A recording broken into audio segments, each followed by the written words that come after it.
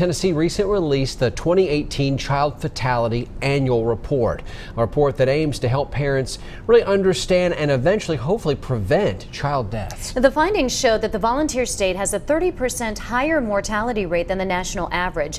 And News Channel 11's Carissa Winstead spoke with doctors, and they say 1/3 of those deaths are preventable. Yeah, Josh, Sarah, this report is data that was collected in 2016, and that year nearly 1,000 children under the age of 18 died in Tennessee, and that number continues to grow. Doctors and prosecutors I spoke with today hope to change that. Every year, the state of Tennessee releases a child fatality annual report, trying to get a better understanding of how frequently children are dying in the state and what they are dying from. One of the main focuses of this report is to look at deaths that are potentially preventable. According to the study, 966 children died in Tennessee in 2016. 597 of those were under the age of 1. Doctors say these numbers continue to increase. The largest cause of death within children is medical causes.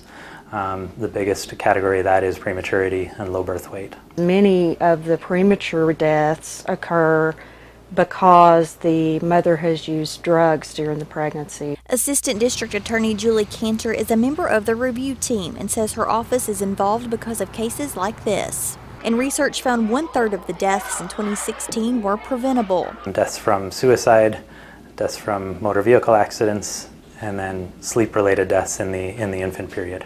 If you look at the different major categories of death in Tennessee, we are above the national average in most areas. Some ways you could keep your child safe is to make sure your children are properly restrained in vehicles, keep firearms locked up and out of reach, and make sure infants are sleeping in safe conditions. Co-sleeping is not a good thing, and it does result in infant mortality, so that's something to be avoided at any cost. Doctors also suggest creating barriers around bodies of water near your home and keeping harmful chemicals out of reach. The majority of accidental deaths that are not motor vehicle do happen in the home.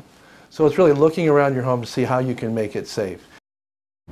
Doctors suggest locking cabinets up where children could get access to poisons or putting up a gate to keep them from falling down the stairs. And back to that safe sleeping conditions for infants, Dr. Hollinger says always use the ABCs of safe sleeping: alone, on their back, and in their crib.